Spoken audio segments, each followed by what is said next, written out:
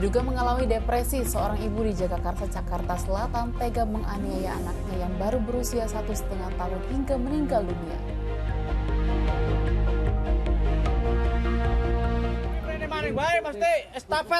Dikabarkan meninggal dunia untuk kondisi. 4 penumpang mobil meninggal dunia usai kendaraannya masuk ke jurang di Kabupaten Batang, Jawa Tengah.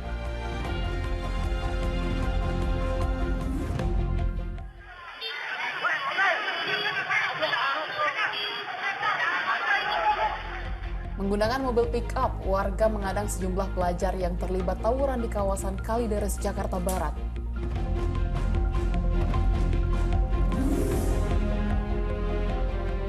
Penyidik Polda Metro Jaya melakukan pemeriksaan terhadap anak perempuan dari seorang musisi yang tersangkut kasus konten pornografi.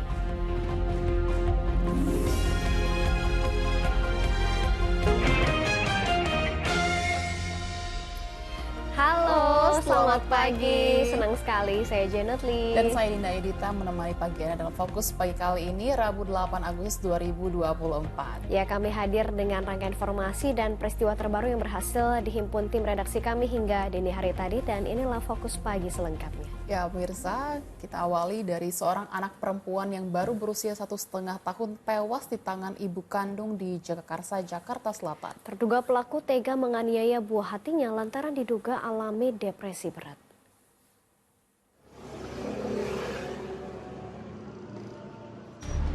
Di rumah inilah bayi berusia 1,5 tahun tewas di tangan ibu kandungnya di Jagakarsa, Jakarta Selatan.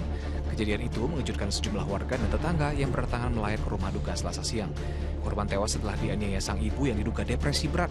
Meski sempat dilarikan ke rumah sakit, nyawa putri sematawayang pasangan YN dan MS ini tak tertolong.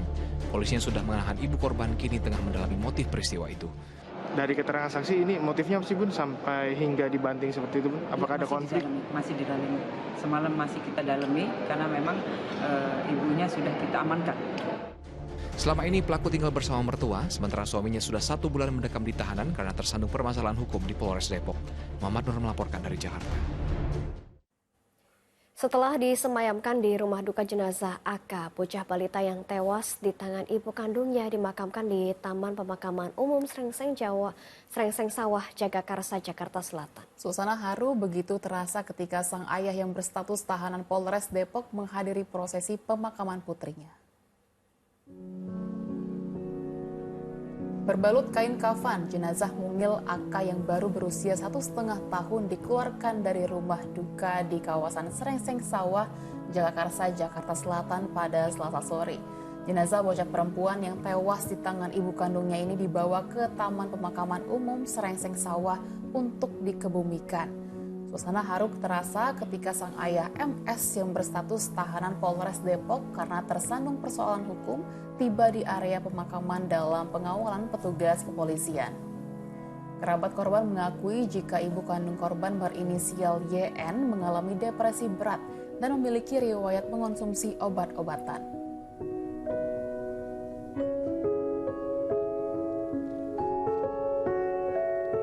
Ini sebelumnya sudah ada riwayat gangguan. Tiap bulan memang dia harus tebus obat. Di saat pada waktu ada suaminya, memang suaminya rutin tiap bulan tebus obat untuk istrinya. Dia setelah suaminya di rumah di Polres, ya stop untuk obatnya. Makanya ya ngeblank orang, dan kita juga tidak tahu apa yang harus dibutuhkan obat. Sejumlah aksi tawuran kembali terjadi di sejumlah wilayah di Jakarta. Warga turun tangan menangkap para pelajar yang terlibat tawuran.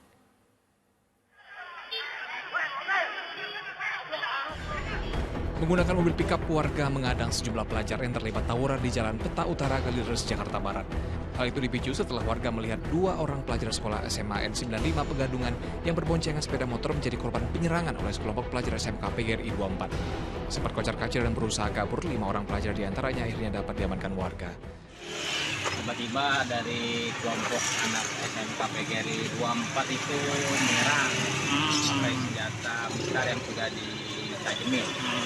Biasa, terus kebetulan lagi di lokasi warga setempat membantu mengamankan.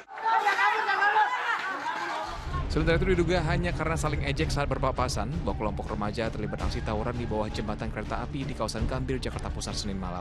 Saling serang yang terjadi tepat di depan area permukiman padat penduduk sempat membuat warga panik, ketakutan lantaran khawatir menjadi korban salah sasaran.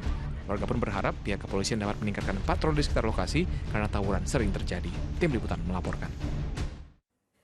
Penyidik Polda Metro Jaya melakukan pemeriksaan terhadap anak perempuan dari seorang musisi yang tersangkut kasus konten pornografi. Ya, petugas mendalami pemeran proses pembuatan hingga penyebaran video asusila yang sempat viral di media sosial tersebut.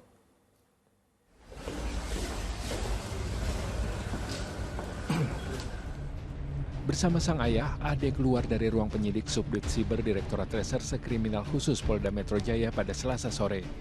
Usai menjalani pemeriksaan, keduanya kompak bungkam saat ditanya wartawan terkait hasil pemeriksaan. Penyidik Polda Metro Jaya melakukan pemeriksaan untuk memastikan apakah Ade orang yang sama seperti di dalam video porno yang beredar. Video yang diduga bermuatan pornografi itu tentunya ada pemerannya. Ini yang didalami. Ya, ini siapa, kapan dibuat, ya, maksud dan tujuannya apa. Yang jelas fokus penyidik pada penyebaran, pada peristiwa penyebaran video yang bermuatan pornografi. Sebelumnya penyidik di Treskrimsus Polda Metro Jaya telah meringkus 2 tersangka penyebar video asusila yang diduga anak musisi beberapa waktu lalu. Keduanya langsung diterbangkan ke Jakarta usai ditangkap di wilayah Jawa Timur dan Sumatera Barat. Tim Liputan melaporkan. Seorang remaja di Kabupaten Goa, Sulawesi Selatan tewas setelah motor yang dikendarainya tertabrak mobil. Sementara di Kabupaten Batang, Jawa Tengah, 4 penumpang mobil meninggal dunia usai kendaraannya masuk ke jurang.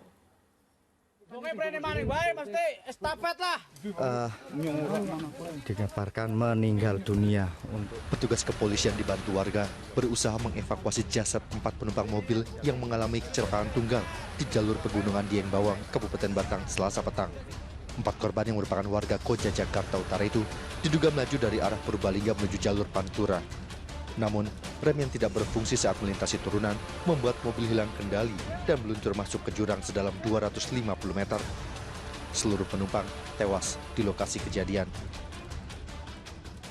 Di kondisi di TKP memang ini adalah sebuah tanah pegunungan, jalan beraspal memang, namun demikian turun curam, sehingga menurut keterangan saksi yang ada di TKP ada yang menyebutkan bahwa kendaraan ini meluncur dari atas kemudian masuk ke jurang kurang lebih kedalaman 250 meter. Saat ini, keempat jenazah masih disemayamkan di kamar jenazah RSUD Limpung untuk menunggu penjemputan dari pihak keluarga. Unit Laka Lantas Satlantas Polres Batang hingga saat ini masih melakukan penyelidikan terkait musibah ini.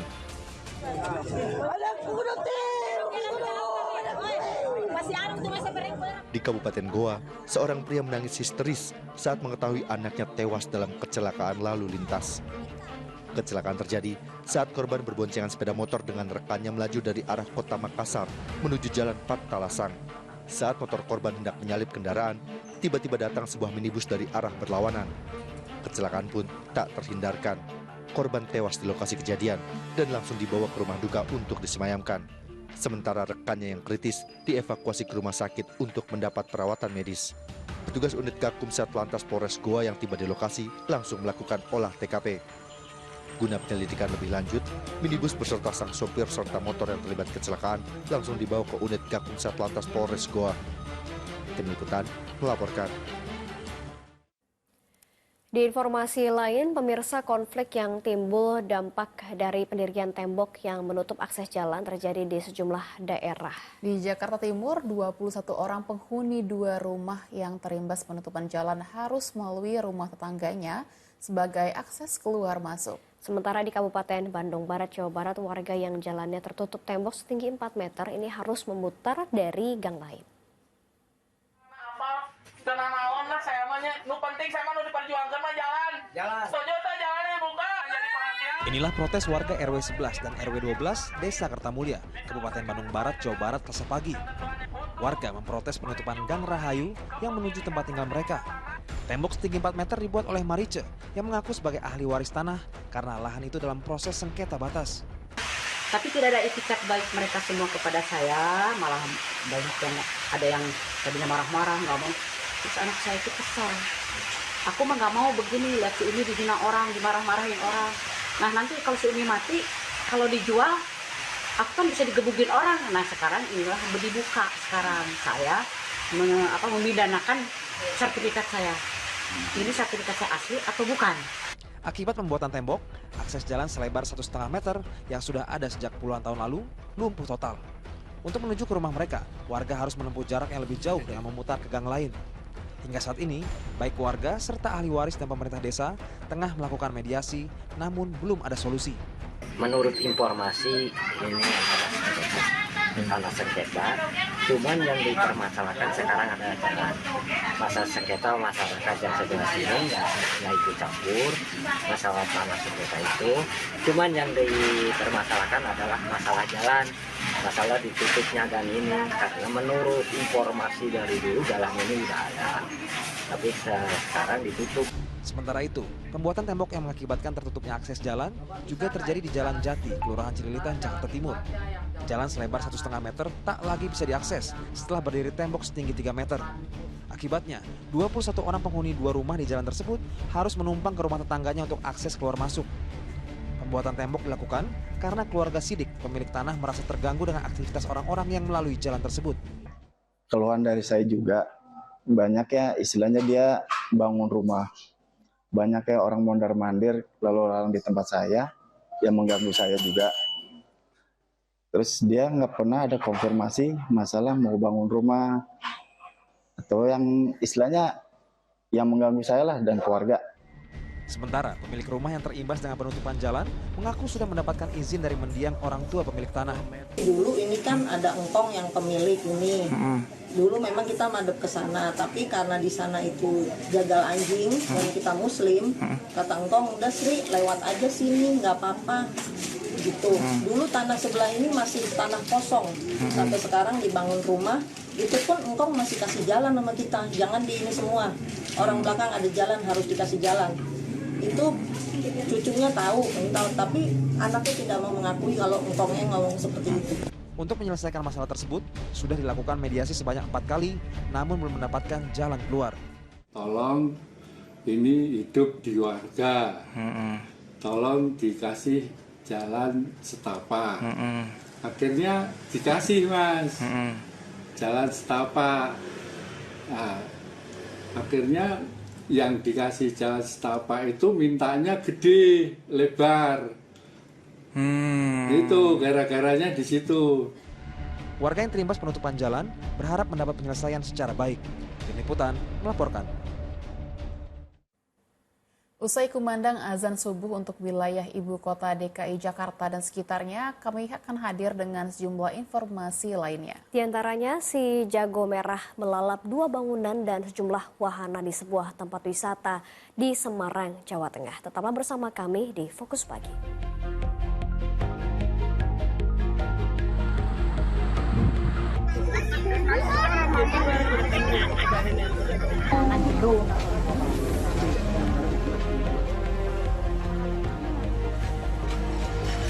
Monggo di backup pos lain, monggo bakaran besar.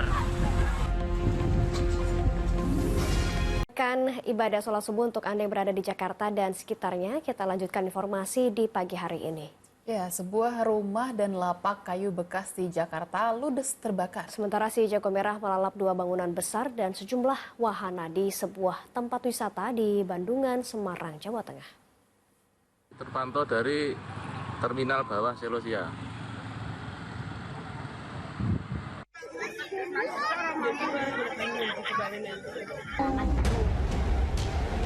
Kebakaran melanda sebuah kawasan wisata di Kecamatan Bandungan, Kabupaten Semarang, Jawa Tengah pada Selasa sore. Api melalap 2 gedung berukuran besar serta beberapa wahana. Si jago merah dengan cepat membesar dan membakar habis seluruh bangunan beserta isinya. Banyaknya material yang mudah terbakar, ditambah kencangnya tiupan angin membuat amukan si jago merah kian mengganas. Kejadian bermula saat terdengar suara ledakan 3 kali, lalu terlihat api di bagian dapur. Pengunjung objek wisata berhamburan keluar menyelamatkan diri. Kebakaran diduga karena korsleting arus listrik pada bagian dapur kemudian merambat ke arah Snail Cafe. Api dapat dipadamkan dalam waktu 1 jam. Tidak ada korban jiwa dalam peristiwa ini. Objek wisata untuk sementara ditutup. Untuk menjalar ke sana. Jadi ini kan waktu karyawan sama pulang. Jadi kejadian awal apa itu? Dengan kompor yang berbeda dari kompor. Ada suara ledakan, Pak? Enggak. Ada ya? Ada. 3 kali. Ya, ada suara ledakan tapi kan saya enggak dengar kok. Saya sebelah sini kan. Itu api langsung menjalar. Dapur. Khusus dari masing-masing pos beserta 1 unit rescue dari konservasi BUMN serta BPBD. Kita dibantu 2 tangki dari teman-teman BPBD serta relawan.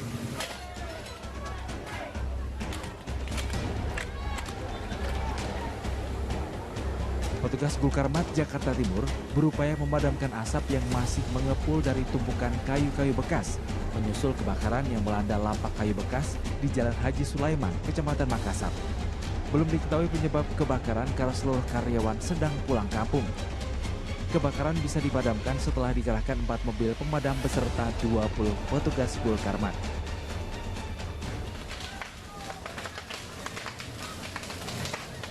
Komplek kebakaran komplek. Sebuah rumah yang dijadikan tempat tinggal penjaga taman di Kompleks Angkasa Pura, Kemayoran, Jakarta Pusat Selasa siang ludes terbakar. Banyaknya material yang mudah terbakar membuat api dengan cepat membesar hingga melumat seluruh barang yang berada di dalam gubuk. Api bisa dipadamkan setelah petugas menerjunkan 3 unit mobil pemadam kebakaran. Tim Liputan melaporkan. Masih dari peristiwa kebakaran saat ini yang terjadi di sejumlah lokasi di Sumatera Selatan. Salah satunya di Kabupaten Ogan Ilir, di mana lahan terbakar mencapai 4 hektar.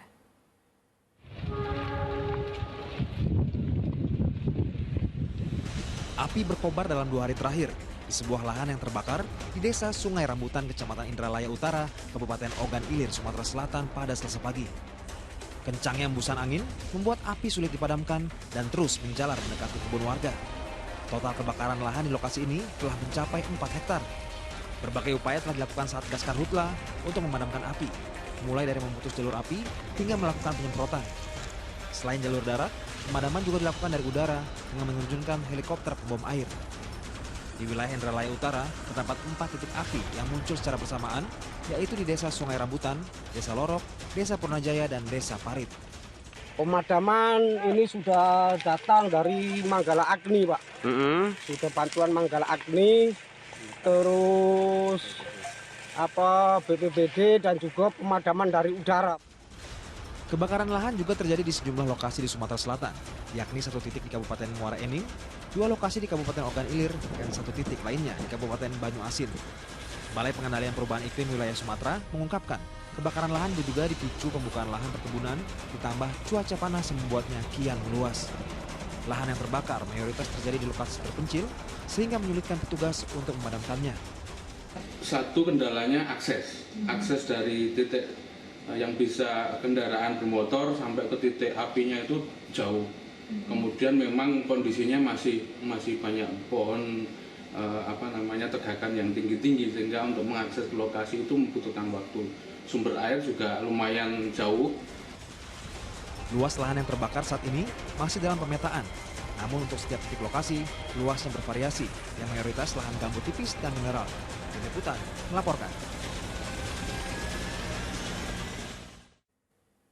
Dampak musim kemarau, sejumlah warga di Maros, Sulawesi Selatan terpaksa menggunakan air kubangan di sumur tada hujan yang mengering. Sementara warga di Kabupaten Tegal, Jawa Tengah terpaksa mengantre di sumber mata air yang masih mengalirkan air.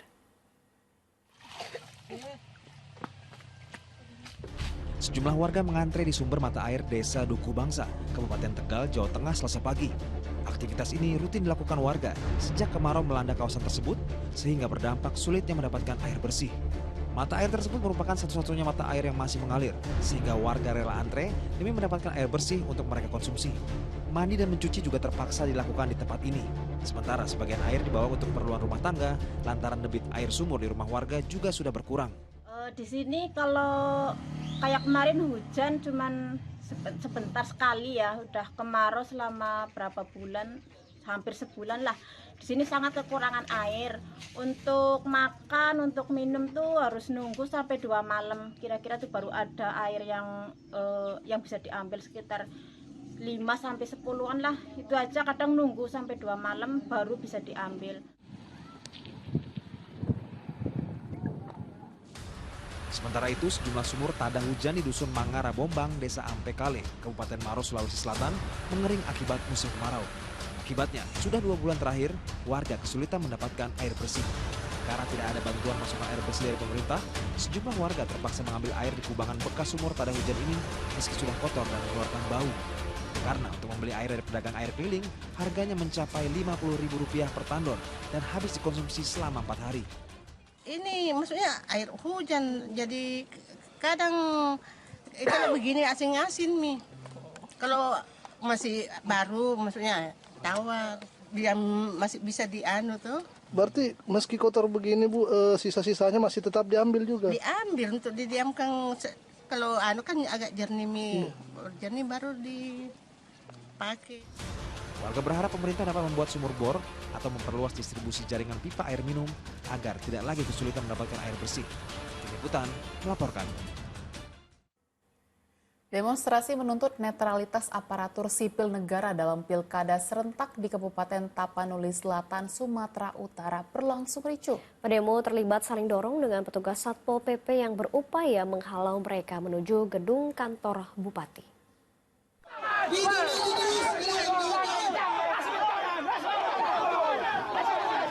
Kontestasi Pilkada Bupati akan berlangsung di Tapanuli Selatan, Sumatera Utara pada Selasa petang memicu ketegangan. Puluhan demonstran dalam perjalanan menuju ke gedung Bupati diadang barikade Satpol PP. Saling dorong antar kedua kubu pun terjadi. Pengunjuk rasa meminta Bupati Tapanuli Selatan tetap menjaga netralitas aparatur sipil negara dalam Pilkada Bupati. Kericuhan mereda setelah pengunjuk rasa diberi akses berdemo di depan kantor Bupati. Usai berorasi selama lebih kurang 2 jam, pendemo akhirnya membubarkan diri. Pilkada Tapanuli Selatan diprediksi bakal berlangsung sengit. Pasalnya, petahanan Doli Putra Parlindungan Pasaribu bakal bersaing dengan sang paman Gus Irawan Pasaribu yang saat ini kembali terpilih sebagai anggota DPR.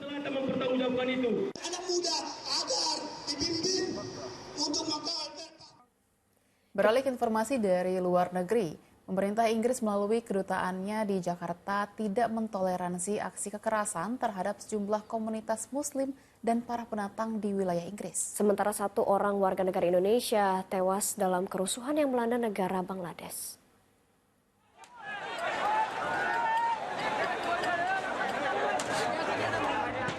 Ribuan pengunjuk rasa yang menduduki kediaman Perdana Menteri Bangladesh di kota Dhaka berhasil memaksa Perdana Menteri Sheikh Hasina untuk meletakkan jabatannya. Protes pelajar dan mahasiswa terhadap pemotongan kuota pegawai pemerintahan berubah menjadi aksi penggulingan terhadap Sheikh Hasina yang telah 15 tahun lebih berkuasa.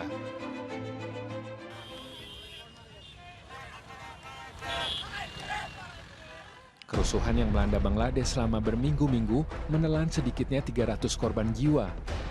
Di antara para korban terdapat 1 warga negara Indonesia yang meninggal dunia akibat menghirup asap saat hotel tempatnya menginap terbakar. Pertama, kami sudah mendapatkan konfirmasi mengenai adanya 1 orang warga negara Indonesia yang meninggal dunia di Jashore, Bangladesh pada tanggal 5 Agustus 2024. Di mana saat itu yang bersangkutan sedang menginap di hotel yang terbakar akibat terjadinya kerusuhan. Laporan yang kami terima adalah bahwa yang bersangkutan meninggal karena terlalu banyak menghirup udara atau udara kotor yang timbul dari pembakaran hotel tersebut.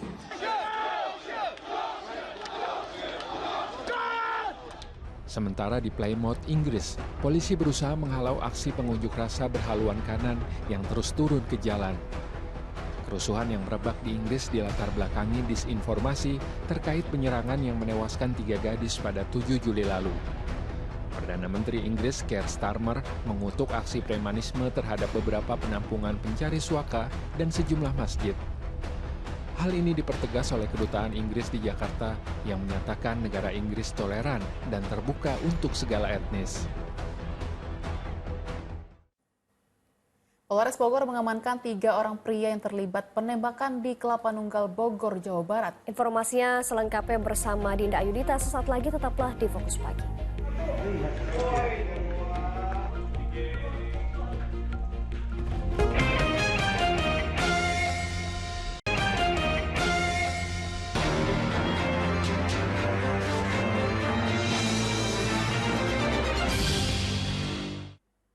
Anda masih menyaksikan Fokus Pagi bersama saya Dinda Ayudita. Pemirsa, kondisi pemotor korban penembakan salah sasaran oleh orang di Kelapa Nunggal, Kabupaten Bogor hingga Selasa sore belum sadarkan diri.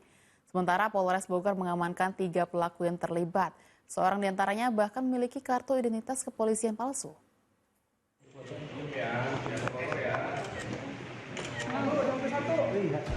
SI yang menjadi eksekutor utama penembakan seorang pemuda berinisial MA di kawasan Kelapa Nunggal, Kabupaten Bogor, berjalan tertatih saat digiring petugas Satreskrim Polres Bogor Selasa siang. Pria 19 tahun itu ditembak polisi karena berusaha kabur saat ditangkap. Selain SI, polisi juga menahan 2 pelaku lainnya, yaitu AR dan AZ. 3 pelaku ditangkap di tempat berbeda. Para pelaku memiliki peran masing-masing, di mana pelaku AR berperan sebagai joki motor, pelaku AZ berperan merakit senjata, dan pelaku SI sebagai eksekutor utama. Polisi juga menyita berbagai jenis senjata airsoft gun yang sudah dimodifikasi menjadi senjata api rakitan beserta amunisinya. Dari hasil pemeriksaan, peristiwa penembakan yang terjadi pada 4 Agustus lalu merupakan aksi salah sasaran. Kejadian bermula dari kasus tantangan tawuran antara ketiga pelaku dengan sekelompok pemuda di kawasan Jalan Nambo. Korban mengalami luka di bagian kepala. 2 orang antara AR dan SI ini berjanjian untuk melakukan tawuran melawan 7 orang yang kami amankan. 7 orang yang kami amankan menyampaikan bahwa saudara SI melakukan tembakan langsung kepada saudara MARF yang sekarang lagi dirawat. Akhirnya tim berkembang, tim mencari, alhamdulillah bisa terungkap tuntas. Selain menyita sejumlah senjata api rakitan, alat pembuat senjata api rakitan, dan ratusan butir peluru dari rumah pelaku AZ, petugas juga menyita kartu identitas kepolisian palsu. Polres Bogor telah berkoordinasi dengan Densus 88 serta institusi terkait guna melakukan penyelidikan lebih lanjut terkait banyaknya senjata api yang dirakit saudara AZ. Atas perbuatannya, ketiga pelaku dijerat pasal berlapis tentang kepemilikan senjata api yang disalahgunakan dengan ancaman maksimal seumur hidup dan atau 12 tahun penjara. Sementara, kondisi MA hingga kini belum sadarkan diri. Korban masih menjalani perawatan intensif di ruang ICU Rumah Sakit Polri Kramat Jati, Jakarta Timur untuk operasi pengangkatan proyektil yang bersarang di kepalanya. Saat ini masih di ICU dan belum sadar. Operasi itu untuk pengangkatan proyektil atau? Proyektil. Proyektil, ya. Ada berapa proyektil, Pak? Satu. Terkenanya di bagian mana, Pak? Di bagian ini ya, di bagian dahi kanan, kemudian tidak tembus tadi di dalamnya. Oke. Untuk kondisinya masih stabil? Masih pakai ventilator. Jadi kondisinya ya berat lah. MA diduga menjadi korban salah sasaran penembakan usai mengantarkan kekasihnya di daerah Nambo, Kelapa Nunggal, Kabupaten Bogor. Korban terjatuh dari kendaraannya setelah mengalami luka tembak di kepala. Tim Liputan melaporkan. Hendak bersuah foto di air terjun, 2 orang turis asal Italia justru terjatuh dari tebing setinggi 25 meter di Tabanan, Bali. Akibatnya seorang tewas dan 1 lainnya menderita luka berat. Petugas SAR dan anggota polisi mengevakuasi jasad Zicari Giancarlo, wisatawan asal Italia yang terjatuh dari tebing setinggi 25 meter saat bersuah foto di air terjun Villa Gajah Mas, Kecamatan Baturiti, Tabanan, Bali. Sementara kekasih korban menderita luka berat dan saat ini dirawat di Rumah Sakit Sanglah, Denpasar. Diduga terjatuhnya kedua wisatawan tersebut karena tanah tempat mereka berpijak longsor.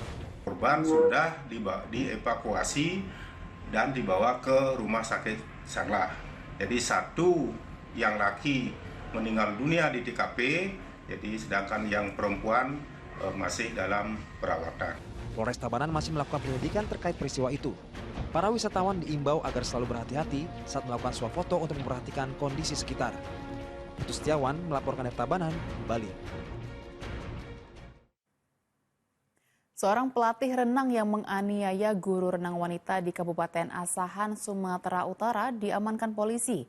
Ia ditetapkan jadi tersangka karena diduga menendang korban berkali-kali hingga pingsan dan jatuh ke kolam renang.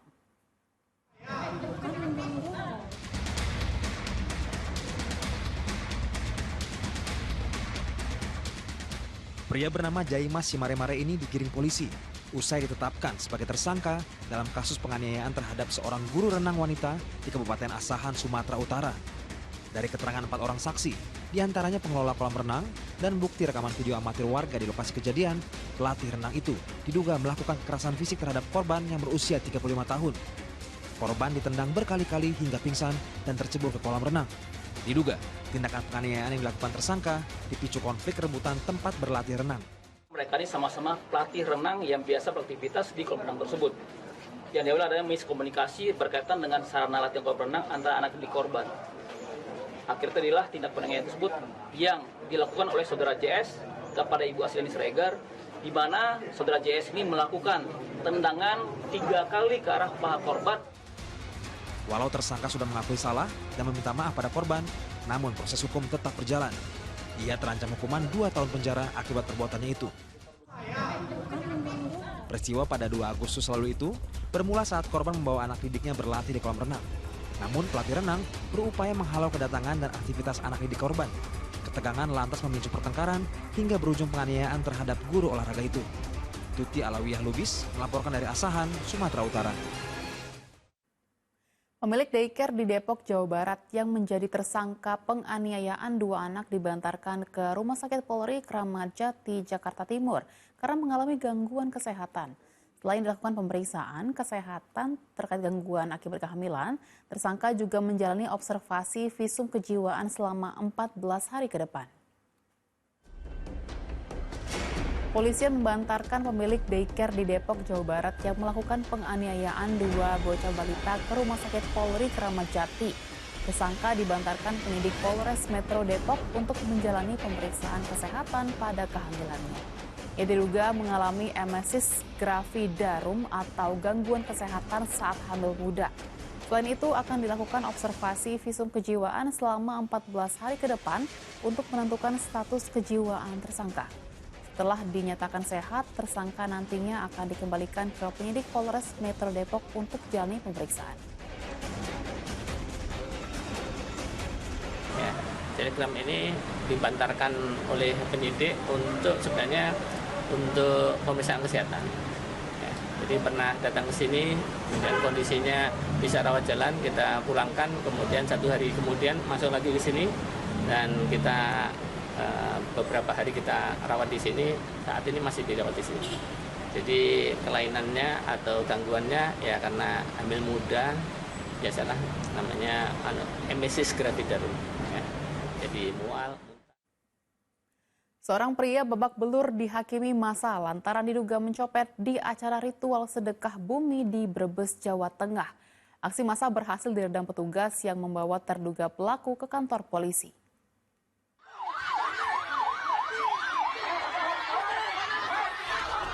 Beginilah kemarahan warga tatkala menemukan seorang pria diduga pencopet ponsel di tengah kerumunan warga yang mengikuti kegiatan ritual sedekah bumi di Desa Grinting, Kabupaten Brebes, Jawa Tengah, Selasa siang. Massa yang geram menghujani terduga pelaku dengan pukulan hingga babak belur. Aksi massa berhasil diredam sejumlah anggota TNI yang langsung mengevakuasi terduga pelaku ke mobil patroli Polsek Bulakamba. Menurut catatan polisi, selama berlangsungnya ritual sedekah bumi, sedikitnya ada 8 pengunjung yang melapor karena menjadi korban pencopetan.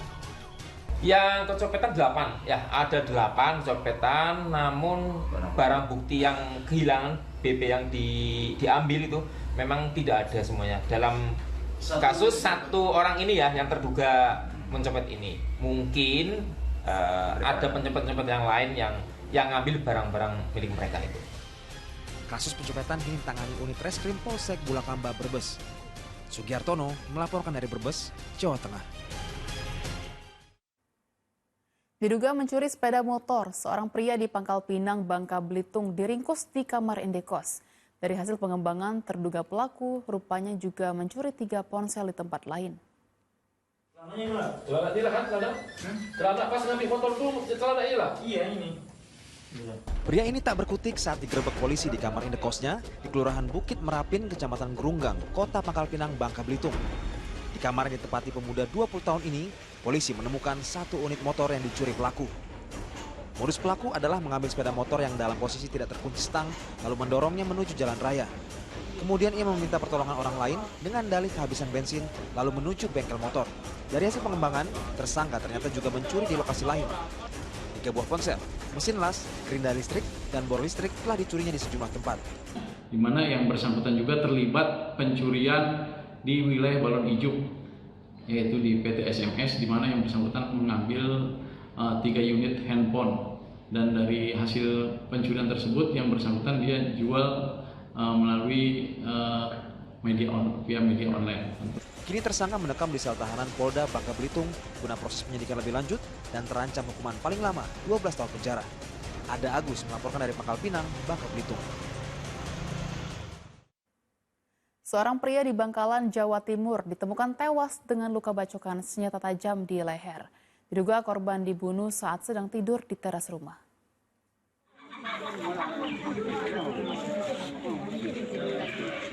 Warga seketika berkerumun begitu mendengar jerit tangis pecah di rumah warga bernama Syakur di Desa Kajuanah, Bangkalan, Jawa Timur, Selasa pagi.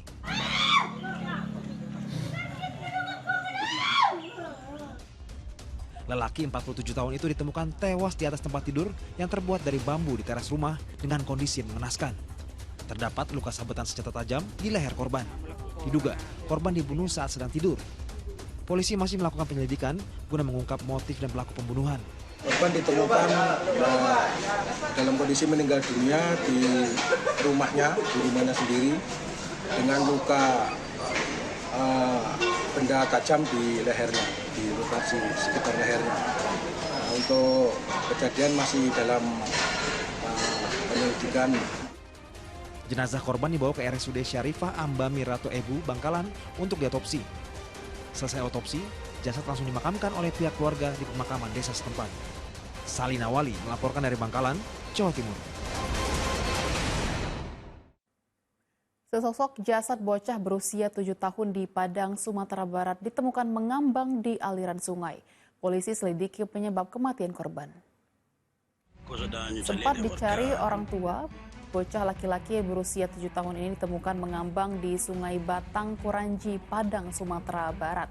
Warga sekitar kemudian mengevakuasi jasad ke Rumah Sakit Bayangkara Padang untuk diotopsi dan selanjutnya diserahkan kepada keluarga.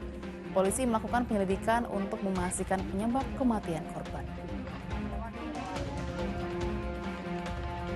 Polresta Padang berdasarkan dari informasi masyarakat telah mengevakuasi 1 korban diidentifikasi anak-anak beridentitas HA, tepatnya di sungai di belakang Askia. Diduga edarkan narkoba, 2 orang pria di Damasraya, Sumatera Barat ditangkap. Dari tangan kedua tersangka, polisi menemukan 20 paket kecil sabu-sabu siap edar.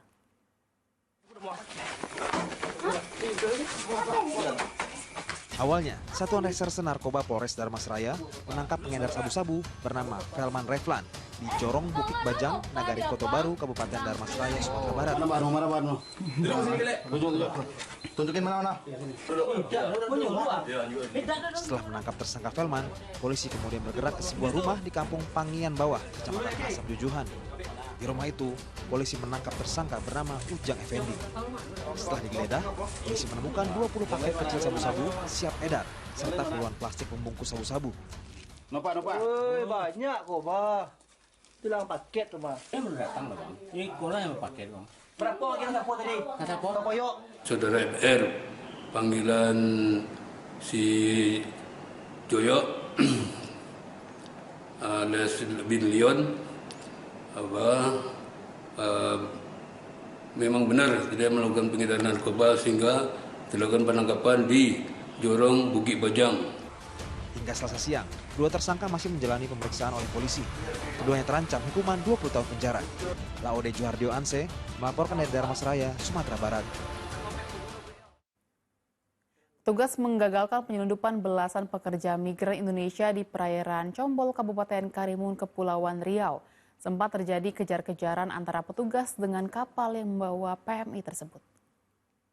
11 orang nih. 11 orang ya ini ya. Mana? Beginilah detik-detik petugas F1QR Lanal Tanjung Balai Karimun menyergap satu unit kapal pancung yang membawa 11 orang PMI ilegal di perairan Combol, Kabupaten Karimun, Kepulauan Riau, Senin malam. Selain belasan PMI yang pulang ke Indonesia melalui Singapura dengan cara ilegal, petugas juga menciduk 2 orang tekong yang merupakan sindikat jaringan tindak perdagangan orang. Modusnya, para PMI ilegal ini berangkat dari Malaysia menggunakan kapal, kemudian mereka ditransit di satu tempat untuk melanjutkan perjalanan ke wilayah perairan Karimun, Indonesia. Dijemput menggunakan speed line, menggunakan speed dengan kecepatan cukup tinggi, menggunakan PK mesin 200 PK, kemudian didaratkan di pulau tertentu. Dari pulau tertentu tersebut, rencana mereka akan digerakkan menuju perairan Batam. Kini para pekerja migran ilegal ini akan diserahkan ke pihak Badan Perlindungan Pekerja Migran Indonesia atau BP2MI untuk proses pemulangan ke kampung halaman. Sedangkan 2 pelaku menjalani pemeriksaan lebih lanjut. Aulia Ihsan melaporkan dari Karimun, Kepulauan Riau. Aksi kejar-kejaran mewarnai penertiban pemerlu pelayanan kesejahteraan sosial atau PPKS di kawasan Pulau Gadung, Jakarta Timur. Informasi lengkapnya akan disampaikan oleh Janet Lee usai jeda.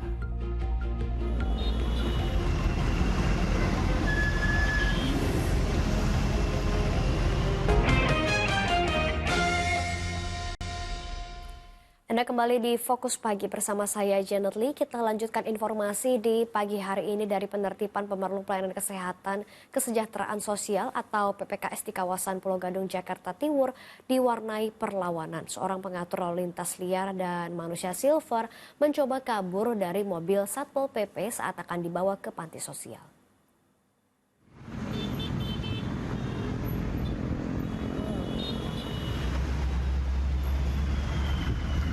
Seorang pria yang diduga pengatur lalu lintas liar atau Pak Ogah langsung mengambil langkah 1000 saat melihat petugas Satpol PP melakukan penertiban pemerlu pelayanan kesejahteraan sosial PPKS di kawasan Pulau Gadung, Jakarta Timur Selasa siang.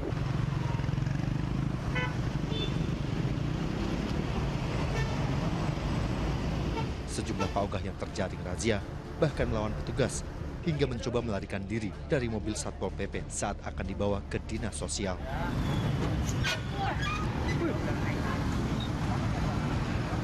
Dalam razia ini, 6 PPKS terjaring dan dibawa ke panti sosial Cipayung untuk diberikan pembinaan agar tidak kembali ke jalan. Sesuai dengan aturan yang berlaku, diatur dalam bab 2 pasal 7 ya. Ayat 1-nya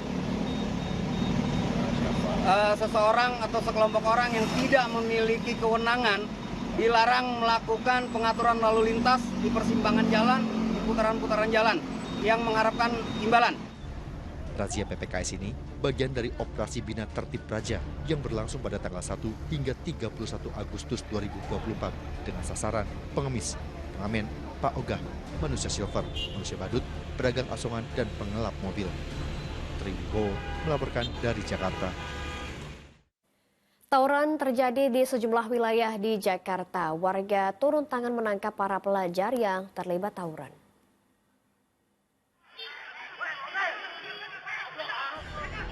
Menggunakan mobil pickup, warga mengadang sejumlah pelajar yang terlibat tawuran di Jalan Peta Utara, Kalideres, Jakarta Barat.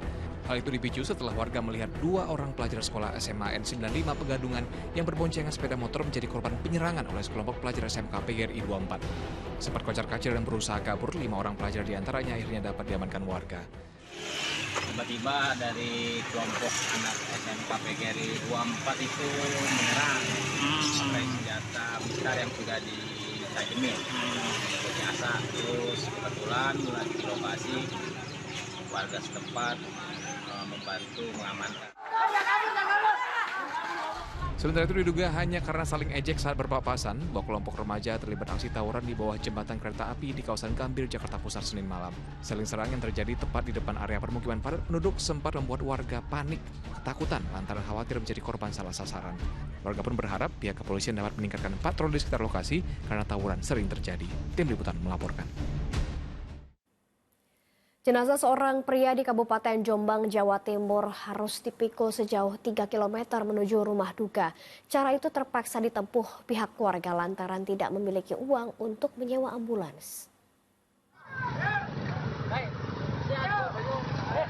Dengan berjalan tergopoh-gopoh, sejumlah warga secara bergantian memikul jasad seorang warga dalam sebuah keranda. Mereka harus berjalan kaki sejauh 3 km yang melintasi jalan desa serta hutan jati untuk membawa jasad bernama Paiman dari desa Marmoyo menuju rumah duka di desa Cipurapah, Kabupaten Jombang, Jawa Timur. Ya, cara itu terpaksa ditempuh oleh pihak keluarga lantaran tidak memiliki uang yang cukup untuk menyewa ambulans. Di samping nggak punya uang ya buat laporan dulu katanya kan. Jadi kelamaan nunggu prosesnya. Dari kampung sebelah itu menempuh berapa kilo? Kurang lebih ya 3 kilo. Sementara untuk menggunakan ambulans desa tidak diperbolehkan. Sesuai aturan yang berlaku, ambulans desa dilarang mengangkut jenazah atau orang meninggal dunia. Hanya diperuntukkan mengangkut orang sakit.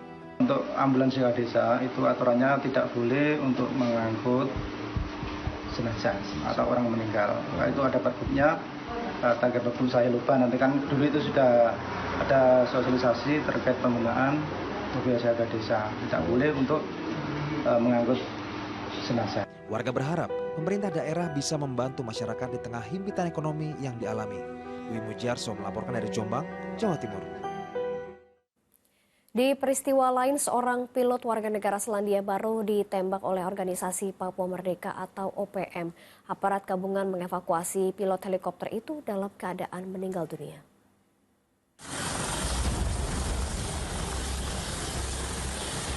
Kapten Glenn Malcolm Corning, warga negara Selandia Baru yang menjadi pilot helikopter PKIWN tipe 500, berhasil dievakuasi Satgas Gabungan dari distrik Alama, Timika, Papua Tengah. Korban dievakuasi ke Timika dengan menggunakan helikopter Karakal milik TNI AU dalam kondisi meninggal dunia. Korban tewas setelah ditembak organisasi Papua Merdeka atau OPM. Keluarga dan kerabat tak kuasa menahan tangis saat jenazah tiba. Sudah jelas dilakukan oleh OPM. Dan mereka informasi dari awal yang kita dapat berlari ke arah timur. Dan kita akan lakukan terus tindak lanjut pengejaran pada kelompok-kelompok ini. Sementara terkait insiden ini, Selasa sore aparat keamanan mengevakuasi 3 balita beserta 10 orang nakes dan guru yang bertugas di distrik Alama. Mereka dievakuasi dengan menggunakan 6 helikopter TNI Angkatan Udara menuju kota Timika. Warga mengajukan evakuasi karena takut dan trauma atas kejadian penembakan terhadap pilot helikopter kesehatan asal Selandia Baru. Iglobat Momolin melaporkan dari Timika, Papua Tengah. Sebagai penghargaan dan penghormatan kepada jasa para veteran, Dewan Pimpinan Pusat Legiun Veteran Republik Indonesia atau LVRI melaksanakan program bedah rumah bagi para veteran. Program bedah rumah ini diberikan kepada kediaman veteran yang sudah tidak layak huni.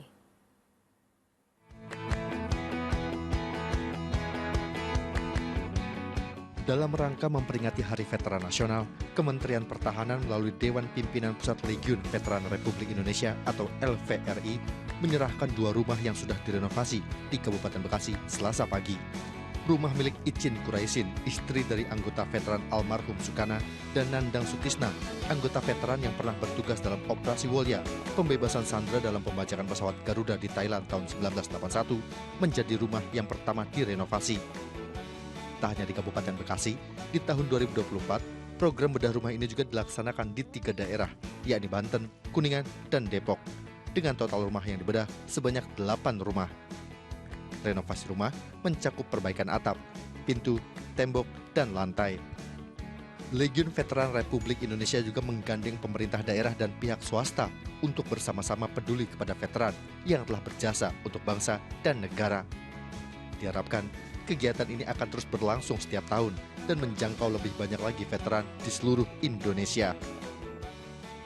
Ya memang ini belum bisa menjangkau semua, namun beberapa rumah veteran yang tidak layak huni ini yang diprioritaskan untuk dibedah sebagai penghargaan kita, kepedulian kita kepada para pejuang yang telah ikut memperjuangkan, mempertahankan Republik ini. Artinya kita memberikan penghargaan dan penghormatan setinggi-tingginya kepada veteran. Ini komitmen kita, pemerintah dalam hal ini. Ini tertuang dalam Undang-Undang Veteran, pasal 19, pemerintah memberikan perhatian dan bantuan kepada veteran Republik Indonesia.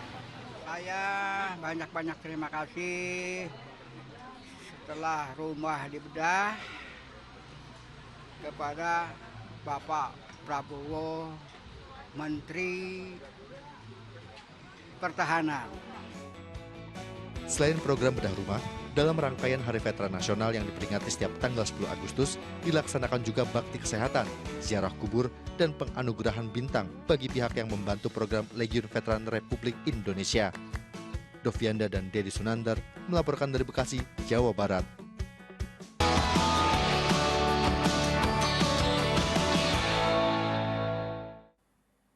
Pemirsa, warga di Purwakarta, Jawa Barat antusias mendapatkan telur dan daging ayam yang dibagikan gratis. Nah, bantuan ini diberikan untuk menekan kasus stunting atau gangguan pertumbuhan dan perkembangan anak.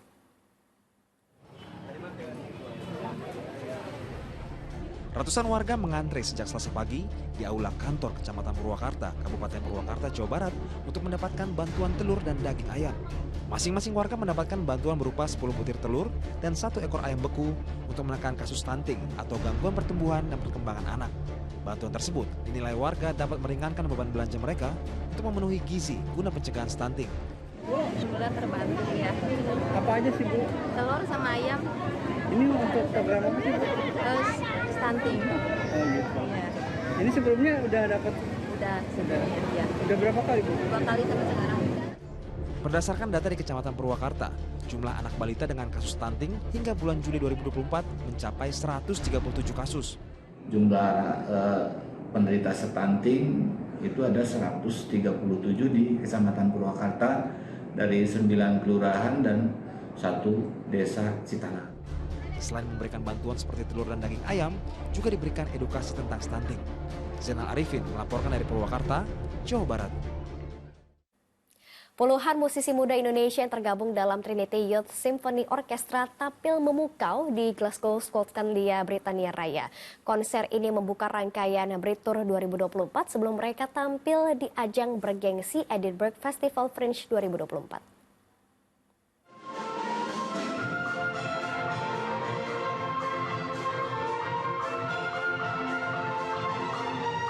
Lantunan melodi tradisional Indonesia, Manuk Dadali, menggetarkan amphitheater di Royal Conservatoire of Scotland di kota Glasgow, Skotlandia, Britania Raya, Minggu 4 Agustus 2024. 75 musisi muda Trinity Youth Symphony yang lebih dikenal dengan Thrush Orchestra tampil memesona penonton di konser bertajuk Echoes from the Archipelago, an Indonesian Music Odyssey. Thrush Orchestra di bawah pimpinan konduktor Natania Karina ini berhasil mempersembahkan belasan alunan lagu-lagu daerah yang diaransemen secara modern, diantaranya Cublak-Cublak Suang,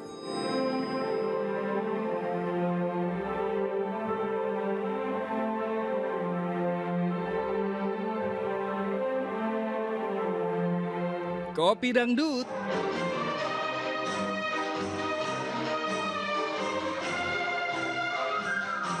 Laskar Pelangi, Janger, Bungong Jempa, dan Yamko Rambe Yamko.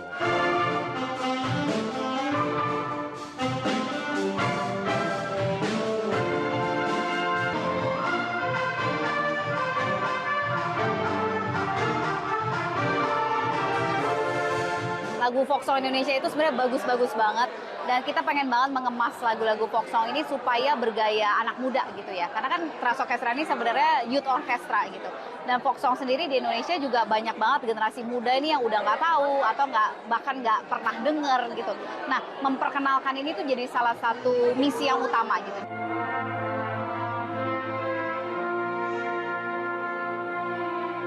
Perjalanan Thrush Orchestra mewakili Indonesia di Britania Raya dalam rangka memeriahkan peringatan 75 tahun hubungan diplomatik antara Indonesia dan Britania Raya. It's tremendous because they bring lots of different genres together. It's not classical music per se.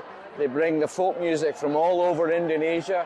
But you saw tonight they also did some British rock, there is some Scottish themed. They appeal to a very wide audience.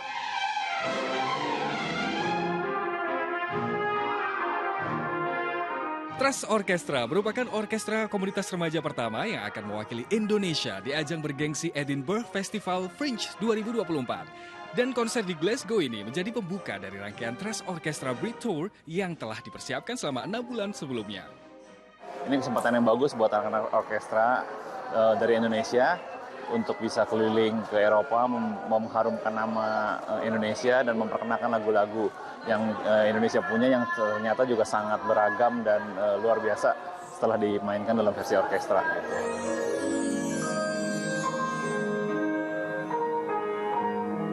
Selain penikmat seni, akademisi bidang musik dan warga Glasgow, konser ini juga diminati para diaspora dan pelajar Indonesia yang tinggal di kota terbesar di Skotlandia ini.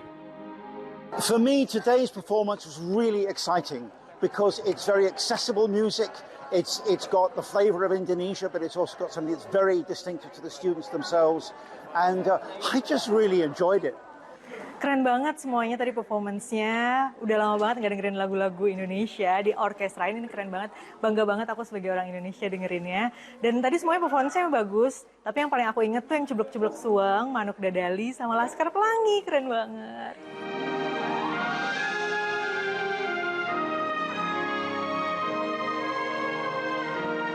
Bulan Kemerdekaan, Trust Orchestra ingin mengajak masyarakat internasional untuk mencintai budaya Indonesia melalui media musik orkestra. Konser di Glasgow ini merupakan konser kota pertama dalam rangkaian Brit Tour 2024 Trust Orchestra.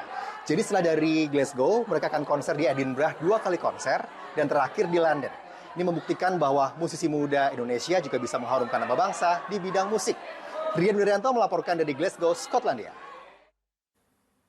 Uji coba kereta otonom untuk perayaan HUT ke-79 Indonesia di Ibu Kota Nusantara. Fokus Pagi akan kembali sesaat lagi.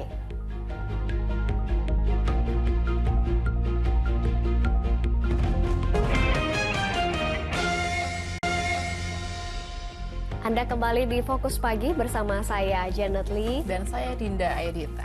Ya, kita lanjut ke informasi berikutnya.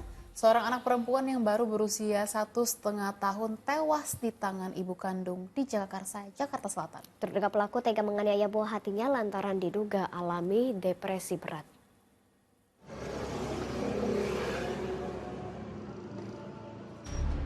Di rumah inilah bayi berusia 1,5 tahun tewas di tangan ibu kandungnya di Jagakarsa, Jakarta Selatan. Kejadian itu mengejutkan sejumlah warga dan tetangga yang berdatangan melayat ke rumah duka Selasa siang. Korban tewas setelah dianiaya sang ibu yang diduga depresi berat. Meski sempat dilarikan ke rumah sakit, nyawa putri sematawayang pasangan YN dan MS ini tak tertolong. Polisi yang sudah menahan ibu korban kini tengah mendalami motif peristiwa itu. Dari keterangan saksi ini motifnya apa sih Bun sampai hingga dibanting seperti itu Bun? Apakah ada konflik? Masih didalami. Semalam masih kita dalami karena memang ibunya sudah kita amankan. Selama ini pelaku tinggal bersama mertua, sementara suaminya sudah 1 bulan mendekam di tahanan karena tersandung permasalahan hukum di Polres Depok. Muhammad Nur melaporkan dari Jakarta. Penyidik Polda Metro Jaya melakukan pemeriksaan terhadap anak perempuan dari seorang musisi yang tersangkut kasus konten pornografi. Petugas mendalami pemeran, proses pembuatan hingga penyebaran video asusila yang sempat viral di media sosial tersebut.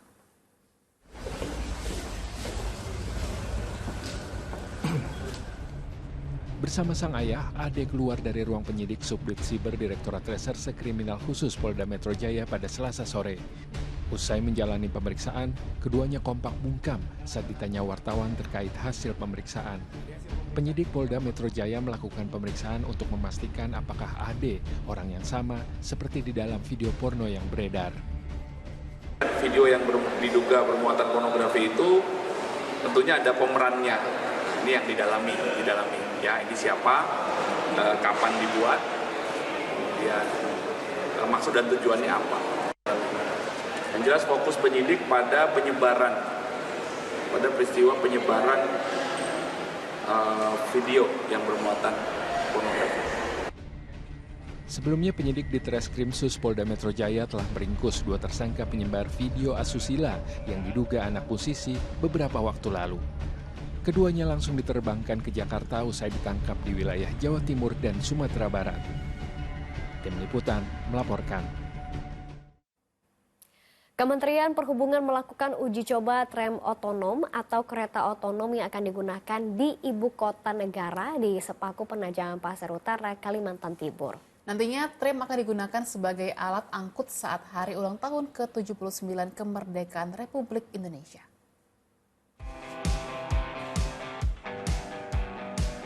Inilah rangkaian tram otonom atau kereta otonom, kendaraan dengan teknologi terbaru yang dikembangkan Otorita IKN melalui sistem transportasi hijau. Rencananya, kendaraan ini akan dimanfaatkan sebagai alat transportasi saat hari ulang tahun ke-79 kemerdekaan Republik Indonesia.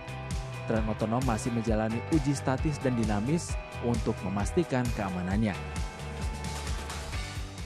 Saat ini dari tanggal 5 sampai 9 Agustus sedang dilakukan uji tes oleh teman-teman Kementerian Perhubungan, di mana uji tes ini baik berupa uji statis maupun uji dinamis dari trainset tram otonom ini dilakukan untuk memastikan bahwa tram otonom ini dapat berjalan, berfungsi dengan baik.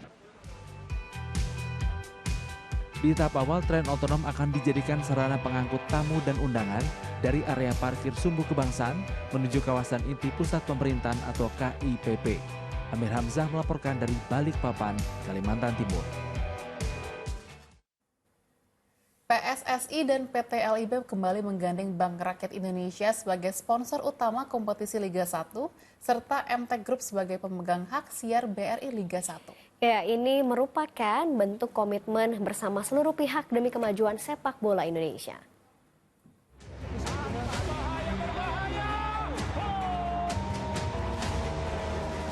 Sejumlah persiapan telah dimatangkan PSSI, PT LIB, Bank BRI, dan MTech Group jelang bergulirnya kompetisi kasta tertinggi sepak bola Indonesia BRI Liga 1 musim 2024-2025.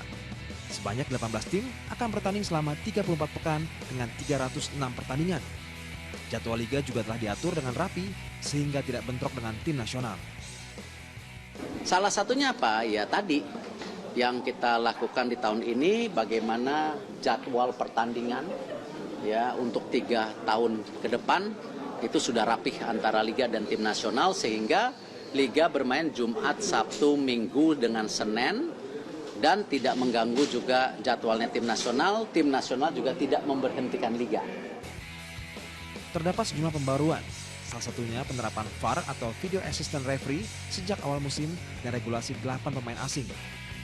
BRI Liga 1 musim 2024-2025 dijadwalkan mulai bergulir Jumat 9 Agustus 2024 yang menerapkan sistem kompetisi penuh. Liga juga melakukan improvement dengan menghadirkan VAR ya supaya keputusan-keputusan yang dilakukan oleh para pengadil itu tepat sasaran. Itu sudah dilakukan. BRI selaku sponsor utama Liga dalam 4 musim beruntun berkomitmen terus mendukung sepak bola Indonesia bersinar di kancah internasional. Dan berharap kompetisi Liga 1 2024-2025 menjadi momentum melanjutkan pengembangan ekosistem sepak bola nasional. Perhelatan kompetisi tahun ini tentunya kita berharap bisa berjalan lancar, semakin baik kualitasnya, dan kita berharap terjadi peningkatan prestasi timnas sepak bola Indonesia yang saat ini tentunya tidak bisa lepas dari kegiatan kompetisi seperti BRI Liga 1 yang semakin baik. BRI Liga 1 musim 2024-2025 kembali disiarkan di Indosiar dan video dengan jadwal pertandingan pada akhir pekan pukul 15 dan 18.30 waktu Indonesia Barat. Nah, Indosiar itu akan menayangkan lebih banyak, yaitu 238 pertandingan, sementara pertandingan yang lain akan ditayangkan di video.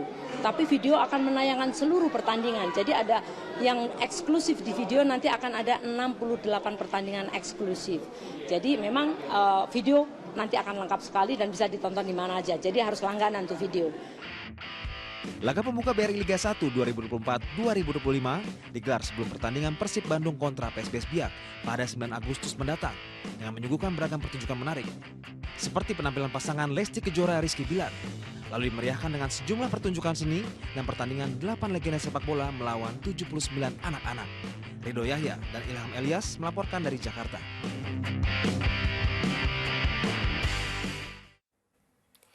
Pemirsa, Persib Bandung merilis jersey dan skuad yang akan memperkuat Maung Bandung di ajang BRI Liga 1. Penggawa Pangeran Biru juga terus berlatih di bawah asuhan Bojan Hodak demi mempertahankan gelar juara kompetisi kasta tertinggi sepak bola Indonesia.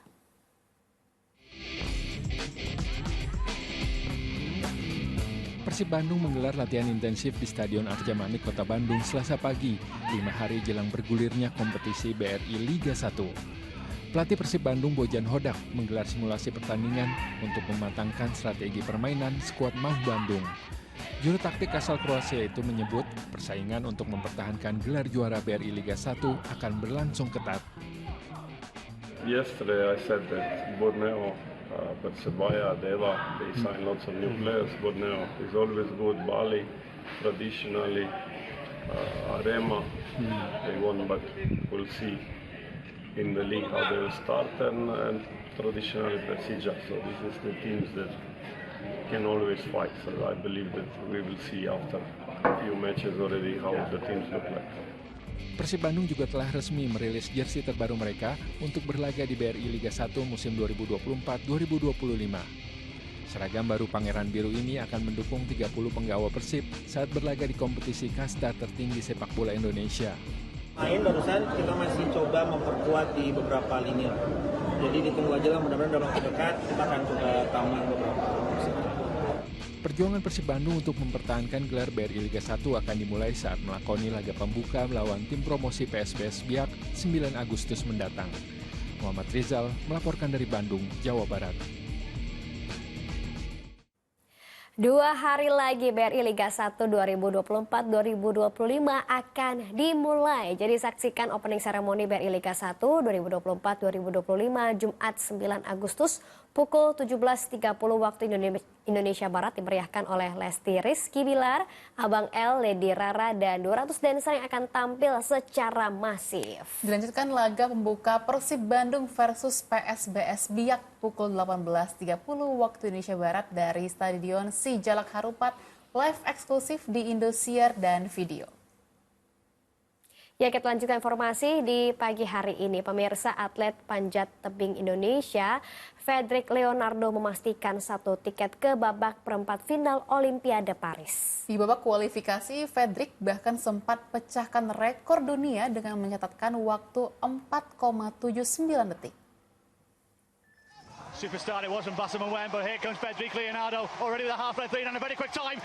4.79 seconds, wow! Matches the world record. Bertanding di Labourgé Climbing Venue pada Selasa waktu Paris, atlet panjat tebing putra Fredrik Leonardo memastikan 1 tiket ke babak perempat final.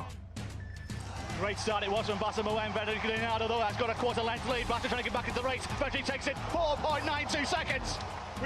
Fredrik tampil impresif pada babak kualifikasi dengan mencatatkan waktu 4,92 detik di jalur A dan 4,79 detik di jalur B.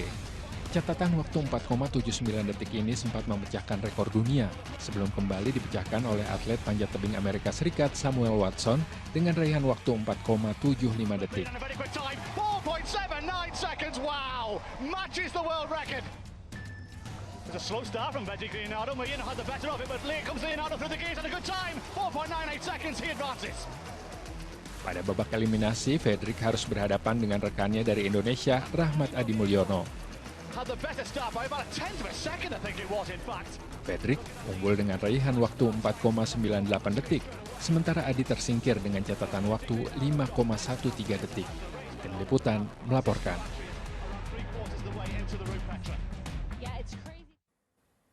Keberhasilan Gregoria Mariska meraih medali perunggu di Olimpiade Paris 2024 tidak lepas dari dukungan sang kekasih yang juga seorang penyanyi, Mika Angelo. Ya, di tengah kemenangan, Georgie juga bersimpati terhadap cedera yang diderita Carolina Marin. The fourth women's singles player from Indonesia to medal at Olympic Games. 16 years after the last. Tunggal putri Indonesia Gregoria Mariska Tunjung berhasil menjaga tradisi medali Olimpiade dari sektor bulu tangkis.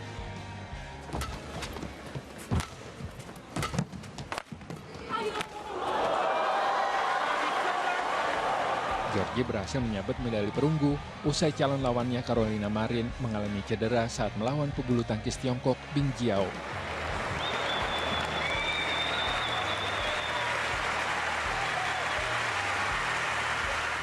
Di dalam sesi jumpa media, Gregoria mengaku telah menjenguk Carolina Marin di ruang medis. So, yeah, I wish her the best for the injury and I hope the injury was not that serious. And then Marin congratulated me for the medal. And I hope Marin can continue playing badminton.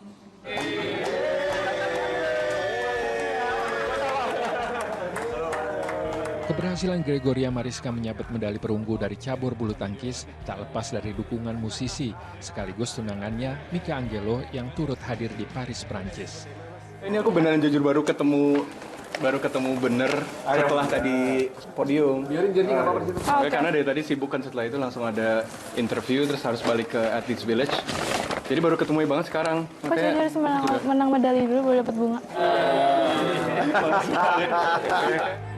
Selain kejutan dari orang terdekat, Georgie juga akan mendapat guyuran uang pembinaan dari pemerintah dan sejumlah pihak.